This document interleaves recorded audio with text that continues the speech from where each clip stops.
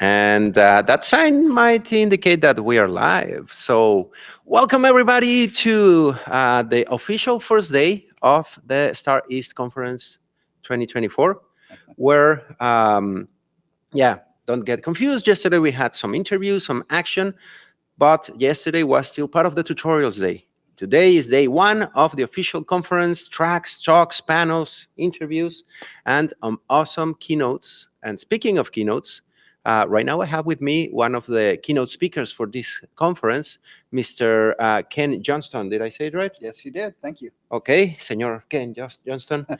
Welcome to the interrogation area, to the interviews.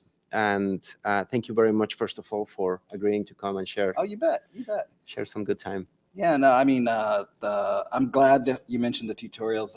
Usually, so this year I'm doing a keynote, but usually I also do a tutorial. And the tutorials at Star are so fun because it's usually you and 10 or 20 other attendees, and you're spending a half a day or a whole day diving deep into a subject. And this morning during breakfast, I was talking to some of the attendees, and all the conversation was about the tutorials and what they had been learning and such. And then they kind of found out that I was a speaker, and then they were like, oh, and a keynote, and then they still wanted to talk about the tutorials. So the tutorials are really, really popular. But like you said, this is the first official day, and now the content, the amount swells, and it is so hard to keep up. If you're a first time or second time attendee or a virtual attendee, the amount of content that comes out today and tomorrow is just going to be amazing. It can be overwhelming very easily. Earlier, we did a walking tour and we showed and described 8 tracks at the same time. So I think people, the only problem in this conference is to decide which one to go over. But Ken, before we get into business, for the people that do not know you, like the tutorial people that you walk into, would you mind us giving you a brief introduction, who you are and why you dare come to Star Conferences? Well, I'll tell you a little bit about, I'll tell you both, a little bit about me and my job, but also me and my relationship with TechWell and the Star Conferences. But yeah, so currently I work at Ford Motor Company, and that's after spending a full career, a lifetime, 25 years working at Microsoft. And, my kids are grown and such. And, I was at a point career-wise where I was thinking about opportunities and change. And the thought of leaving big tech and going to work in the auto industry was not at the top of my list to begin with. Yeah. But when I started to talk to Ford, a chance to get to work at another iconic company. I mean, Microsoft is a brand that's known worldwide. Ford is known, and the passion people have for Ford. I mean, I never found that passion for Microsoft products. I don't know. Windows and Office are kind of cool, but people love their cars, People love their Mustangs. And so it's been fun switching to that, bringing a lot of what I know about data science and software quality and agile development to Ford has been really fun so far. I'm only 2 years with the company. But also, my relationship with software testing and with TechWell and the Star Conferences goes back over 20 years. Wow. I remember I attended my first conference as a brand new tester, and I think I was a test lead at the moment, so my first time managing testers, and to come and find that there was a community, that there was a language that I didn't understand, that there were concepts that I hadn't been exposed to was a great opportunity. And then once I started to learn more and realize that I had some knowledge in the craft, I came back as a speaker. And I think this is my 8th or 9th time presenting at a Star conference. Because, there's Star East and Star West. So you can have two badges in the same year. Yeah, well, you can do one. Well, the cool thing is you can do one speech and give it twice. Well, because that's a point on West Coast and East Coast, like there's different people, and sadly not everyone can go to both. So you gotta repeat the spiel and share it with everyone. And you always tweak it for the local audience, and you always update it too, because I always tell current stories and mistakes that I'm making, and I make new ones all the time. So it's a lot of new content to share. But yeah, so it's been great. And I am, even though my title is vice president of data platforms and telematics, and I do other things, but I've been a tester for, even when I'm not testing, I'm still a tester. I still think like a tester. I married a tester. She was a Oh, tester. Sometimes we see a problem and we both want to create the test case and test scenario to root cause it. those have to be cool It's dinner time fun sometimes, and conversations, right? sometimes it's like, why is the hinge squeaking? How do we want to diagnose why the door and the hinge is squeaking, or Let me file why? a defect on that. And Yeah, so we still talk that way. I even wrote a book about a decade ago called "How We Test Software at Microsoft," oh, is which it was available it's online still for people to available. look? I think it's Check it mostly out. available. Yeah, please check it out. You can find it on Amazon. And the interesting thing is that many aspects of that book, because it was written at the height of waterfall Ah, at interesting. Microsoft, where we were doing 3-year product ship cycles. And so a lot of the techniques we describe, I haven't used as much in many years because Microsoft has gone very agile, very Mm-hmm. continuous delivery. But now that I'm at Ford and I'm in a different industry, do you know that it takes 6 years from concept to shipping a car? That's kind of like bound to waterfall a little bit, That is a right? lot like waterfall, isn't that? It's like that Mm. has a whole bunch of stuff that has to finish at the exact same time to get that car to be able to ship and come off the assembly line. But at the same time, it's very interesting because we update the car's software That's what I was gonna get. every couple of months, every few weeks, and we're getting better and better at doing it. So it's becoming closer to a cell phone, but it's still waterfall. But at So the same how do we time, bridge those techniques is the thing. I mean, tell you honestly, I am personally sort of struggling a little bit with what do we leverage that's very waterfall like, and what do we leverage that's CI/CD and agile, and wow. how do we create this mesh that works in a highly regulated industry where my boss's boss, a guy named Doug Field, he's um he's an executive from Tesla, helped do the Model 3, was at Apple for 3 years. And I was in a meeting with him. And we were talking about an update to the autonomous vehicle software we have. Oh, And he was going through some of it with everybody. And we were talking about things. And he paused and just wanted to make sure that we were all very serious about this update that we were making. And he said to us, "So, how many of you have ever shipped software for a autonomous rolling death machine?" because that's And the only way in which you will get the impact of what you are releasing. I know. And so that conceptually, you have to think about this because it's not like a cell phone. Like bricking a car is different than bricking a laptop, which, by the way, I have done.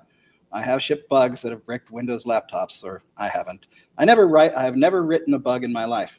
I've only missed finding some of them. So I don't take blame for any bug that crashed somebody's computer. I didn't write it. I just maybe didn't find it. And that's actually an important thing for testers to get over is there are always bugs. I actually do this thing. Can I share this with you? Do you Sure, want to of do course. this Please, this please, please. activity with me? I call this tester therapy. It's tester Okay. therapy. Now you test software and ship software. Mm-hmm. You know a lot of Yeah, testers. yeah, yeah. Have you ever missed a bug? Yep, of course. I mean, Have you ever had a boss yell at you or your team saying, "How could you miss this bug?" and what get are we upset? paying for QA if you let Why are these we type of paying for a things get into QA? Yes, production? if you Yeah, let yeah, this. yeah. So what I do with a lot of my test teams is this: is I take them through a little therapy session. All right. So you and I can do this. Kind of take a deep breath and repeat after me. All right. We're going to do this. I am a test engineer. I am a test engineer. I find lots of bugs. I find lots of bugs. Everyone do it together. I Follow find us. lots of bugs. I did not write any of these bugs. I did not write any of these bugs. I found and got these bugs fixed. I found and got these bugs fixed. So what if I missed one? So what if I missed one? Let it go. That's it. It's not our fault. We didn't write the bugs. You will never find all of the bugs. Yeah.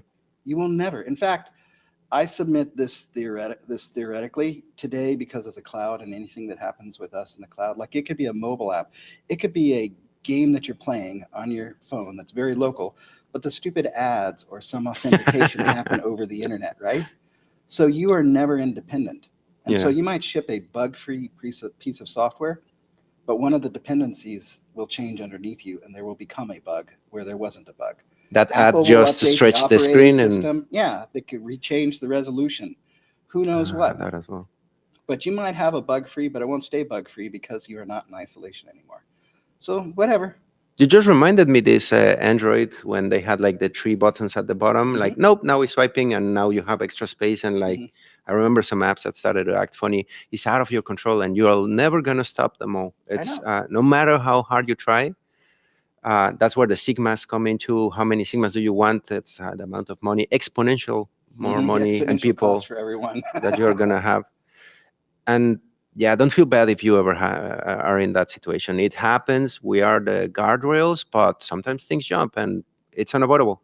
And you bringing the death machine that we are releasing capabilities into, it's not like when you said the laptop. I so many times misconfigured the display card, Mm. and well, format C, reinstall, blah blah blah, and we can roll back, Hmm. but not with a death machine. Hmm. And that brings you some clarity where I think that's where you are trying to go, because you want to be at ease if some bug makes it through your guard. But on the death machines, it's also like you gotta have an extra balanced Hmm. among these things, I guess. Yeah. So, well, again, cars are interesting versus, say, cell phones and laptops in that, in most cases, consumers are not willing to pay significantly more Hmm. for cars. They're already the second most expensive purchase people usually make in a lifetime, a house and then a car. Hmm. And so we're already a big portion of people's budget. Um, Well, some iPhones are getting yeah, silly levels. well, and some cars are getting cheaper. But so yeah, so actually in the cars these days, we new cars are different. When I so this is another problem I've discovered with cars. How long the average laptop in Europe and North America, because I worked on Windows, is replaced in 2.5 years. Rings a bell? Yeah. Desktops, when we last studied them, although they're an even smaller portion of the market, were 4. 4 years. The total lifespan of one of these devices, even in developing worlds, tends to be about 8 years. Mm-hmm. Cars are 15 or more years. Mm-hmm. We have vehicles that we shipped connectivity to that are over 12 years old now. But the things we shipped on them, the amount of compute and storage is less than A thumb less drive. than a Zune. Yeah. The Microsoft Zune years ago, less than a thumb drive. And so your ability to do modern software things like automatic failback to last known good doesn't exist. And Wow. so only in the most recent vehicles and with some of the larger manufacturers like Ford, it's very recent, do you have the ability to do some of those techniques. And again, the other challenge too is that you don't write most of the software in the vehicle. The chip that controls your window that goes up and down also has a sensor so that because of regulations in North America, if your child's little finger is caught in that window, they'll only get a little pinch before it realizes and then it lowers And back stop. down. Mm. But that is written by a third party company and shipped to many OEMs all over the world. Out of How your it control. communicates to it and how you update it, it's not the same ecosystem as a Windows plug and play device. Mm. And so your ability to update those, the standards are only still being developed and certainly didn't exist 12 years ago. So our ability to deal with that is very challenging. So that's Wow. one of the other things. So as we move closer to the thing we call these days is the software defined vehicle. And the Kanana, and I'll talk about this some tomorrow, but kind of the thing that crystallizes the software defined vehicle. Um, Tesla cars, right? Everybody sort of knows Tesla cars, but there's this one feature that shook everybody in the auto industry, and it was when Tesla decided to launch pet mode. So pet mode is a feature in your Tesla car where you can have your dog or whatever in the car, and you can push a button, and it will regulate the temperature of the car so that the puppy or the dog doesn't overheat, because Huh. that's one of the big risks. The other thing it does is it actually puts on the display of the dashboard where it has this little big words that says, "Don't worry, my owner has put my car in pet mode. I'm safe." So people don't worry about seeing a dog locked in a car on a hot day. Well, Because I've from seen in people getting stressed about that, and if well you're in no like America, meh, like you see a dog with the windows rolled up in and it's 100 degrees out there, Dallas, of course. Texas in August, that is a very dangerous situation for a pet to be in. Hmm. So they created this, but the thing was is that from inception to launch was weeks. Wow. That's not the auto industry. Mm. So that shows what you can do when you have the correct platform for software. You can Wow. delight your customers with these new experiences. So Tesla got tons of buzz and a lot of press around this feature, and that was a software-only feature. Nothing changed about the car at all. And so that kind of really helped reshape the thinking in a lot of the auto industry around. Now we really get what a software-defined vehicle is, one where the experiences can improve over time without changing the car, just like your cell phone, just like your laptop. So imagine in the future, I can't tell you all the ideas we have. Oh man. All I right, I'll wish tell you. I'll I tell wish you you. could. I'll tell you one. Well, I'll tell you the one that I asked for that I don't. So I'll tell you this. It's not actually in the pipeline, but they can Okay. actually, because electric EVs are so quiet. Uh-huh. Nowadays they're adding a little bit of noise to them so people can hear when they're driving. Yeah. And I asked for them, can you just make me that when I punch the accelerator, I want the Millennium Falcon going to light speed sound. Nah. Let me know when that is out. I know. I I'm also like, want I some would of be that. like a ringtone. I'm going to pay to download that one. No, again, again, Punch it. again. Punch it, punch it. Yeah, yeah, yeah. Like, I see myself goofing around the, Oh the man, it would family be. and friends. This is interesting because what you are describing is that now the car is the MVP. And once the car is out, the journey starts, That no pun intended. wow, to think of the Because, car itself as the MVP. Not quite right, but it's a great framing to think through. yeah, because, That is the start of the experience. and then you keep adding features, software features mostly, but you're Wow. making sure that the car, because that's what Tesla did. I'm gonna add as many sensors and capabilities, Yeah, usually heat when and I blah. think of an MVP, I don't think of a $40,000 starting point. But conceptually, you're right. It is a canvas now for the Mm-hmm. future. If you've designed it correctly, it is a platform, it's a minimum viable product with a lot of minimal in it, which is actually fair because with regulations and other things, a You minimum cannot viable start with too car, much. you have to have that's the whole thing about MVP is you have to have Mm-hmm. a good enough entry point. And so the auto industry, the entry point It's a safe is point, is regulated, pretty good to go. high because of regulation, Mm-hmm. but it is a starting point. I like that. I'm gonna You keep. just got me like thinking like, yeah, I mean, with these new cars and what you mentioned, we are dealing with agile, continuous, and waterfall at the same time. It's not like not parallel. You have them intertwined in what you're doing. Well, and you make a good point because with really popular vehicles, you also have this concept because now I'm dealing with because at Microsoft it was just software, software, software, Mm-hmm. cloud, laptops, whatever. Here we're dealing with a product, and you have physical world meets software world. So, for example, in the aftermarket, especially with EVs, there are all sorts of things that you can get that add on that leverage the fact that you have a big power supply. So Ford in our F-150s, we have this thing called Pro Power. So it Mm-hmm. literally in the back of your pickup truck or in the front, there's the F-150 Lightning. If you haven't seen it, there's no engine, so the whole trunk just lifts up. Huge trunk. You can store 2 golf bags, Oh, cool. or your teenage daughter and her friend, which I never did, in the front. Not well moving. Not well moving. And I did discover that there's a glow in the dark button on the inside so you can get yourself out of the Oh. front. And you're not supposed to put yourself in the front. But, so a lot of No, storage. I know that But the there are pull thing outlets in the there. back trunk of other cars is just Yeah. for weird situations. Yeah. Things happen. Yeah, by regulation. Mm-hmm. But yeah, so there's all these outlets. And so you can do all sorts of things with them. And now we're talking about how can we make it more intelligent so that we understand what's being plugged in, because there's USB as well as regular traditional outlets. So can we make it smarter for you? And getting into USB, that the USB-C and Thunderbolt and all these standards in the same thing, I'm Mhm. sure that's another Pandora box. But Like plugging your GoPro in to your Bronco so that it can take pictures, but it also knows what mode you're in traction mode as you're going bouldering. Imagine things like that. is that a thing, or is that That's you a thing spoiled where something?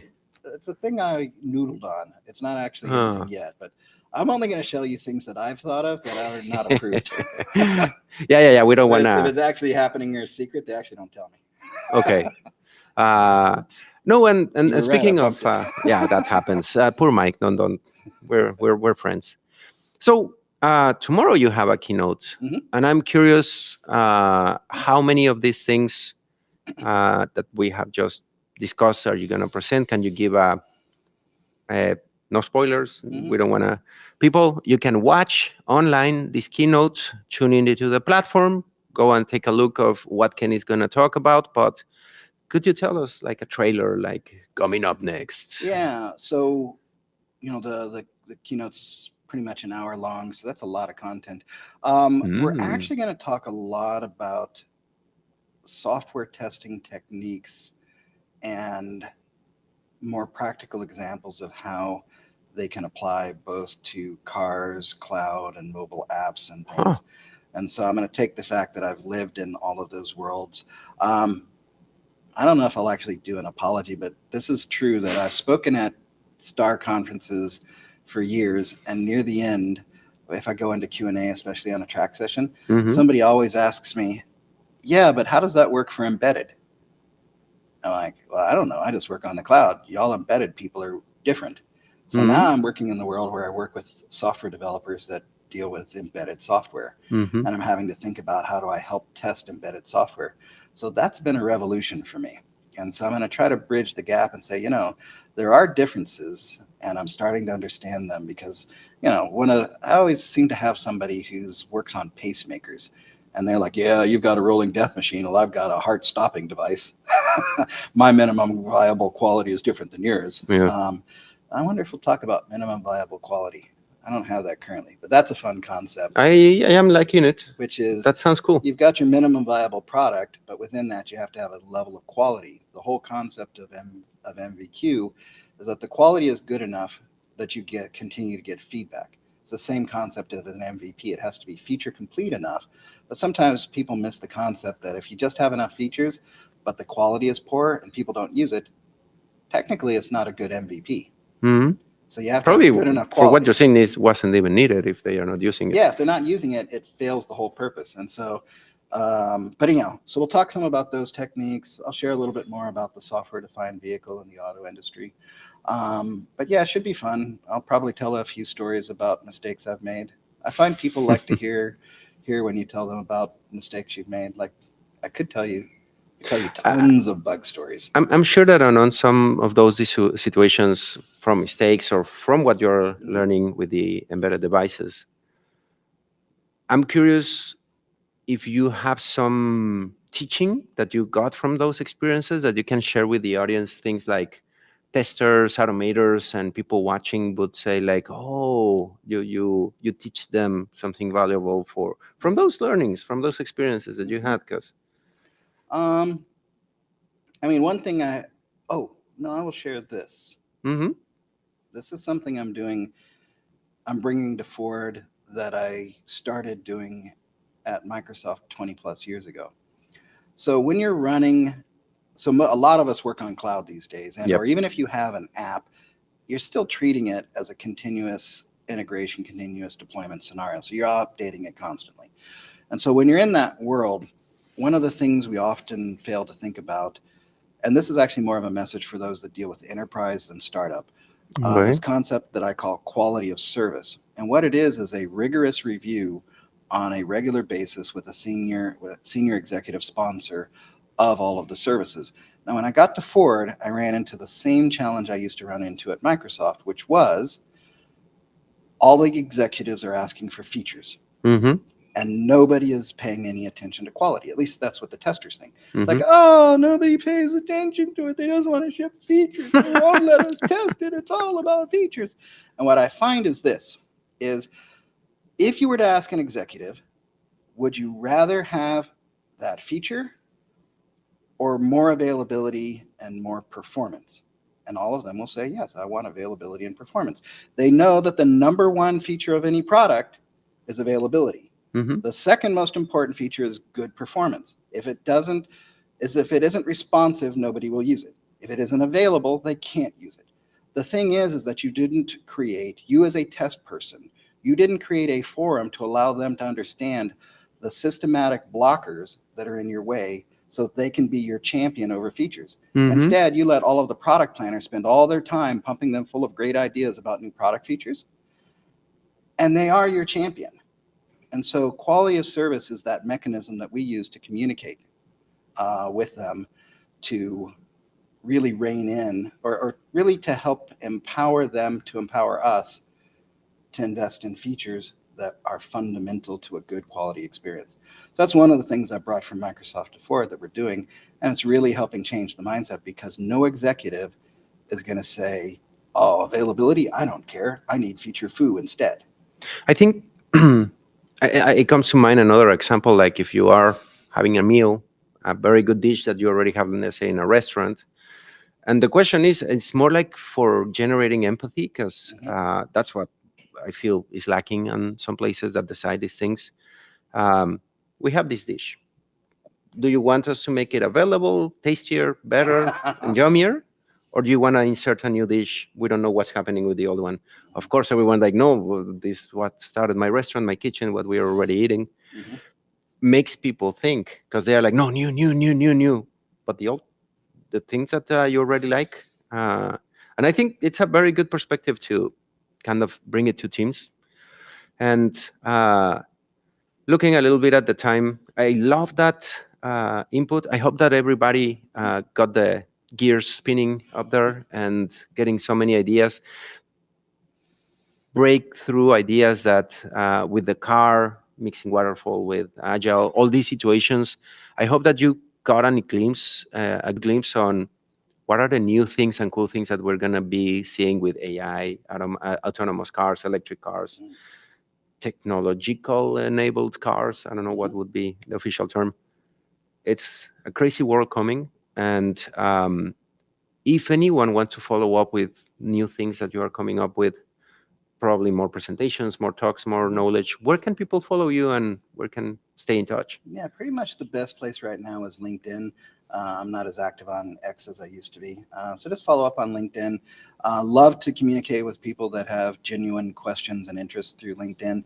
I get way too many people trying to sell me stuff there, Ah, yeah. and managing your LinkedIn inbox is getting hard. Hmm. Anyhow, but yeah, that's the best place. I feel you. So look for the name down there. Probably you're seeing. Type that name, Ken Johnston, and get in touch. Don't offer things. Just genuine. Yeah, I feel you. I know. I know what that like. Yeah, I'm gonna be your friend. Blah blah blah. How about I sell you this? Yeah. Oh, come on. So genuine questions. Awesome source of knowledge. He's a fountain overflowing of experience. Microsoft, Ford, big tech, and I don't know if call it auto tech, alt tech, Yeah, I or like to call it Big Auto Tech. big auto tech. That's a cool name. Yeah, I'm Big Auto Tech. trademark it. I like it. So this was Ken Johnston, everybody. This is the first interview after the walk that we had earlier today around the Starries conference. Ken, thank you very much for You coming and bet. sharing a little bit of your knowledge and Awesome. experience. Thank you so much. Appreciate it. Thank you very much. So everybody, this one was Ken. This is first day, official day of Star East 2024. Stay tuned because there are more keynotes. I think there's one rolling on at the moment. If you're not watching it, stop this and go and watch the keynote and then come back to this and you can jump around. It's the Netflix of conferences, interviews, and events. We're going to have another interview in a moment, panels, adventures, walkarounds, and more fun. And stay tuned so that tomorrow you can watch Ken's keynote. Mm. It's in the morning, right? Yes, First it keynote is. in the morning. Morning. First Stay one. tuned. First time. We're going to remind you often. Tomorrow we have the walk in the morning. So, Leandro out, Ken out. You bet. Adios. Take care Thanks, everyone. and see you around.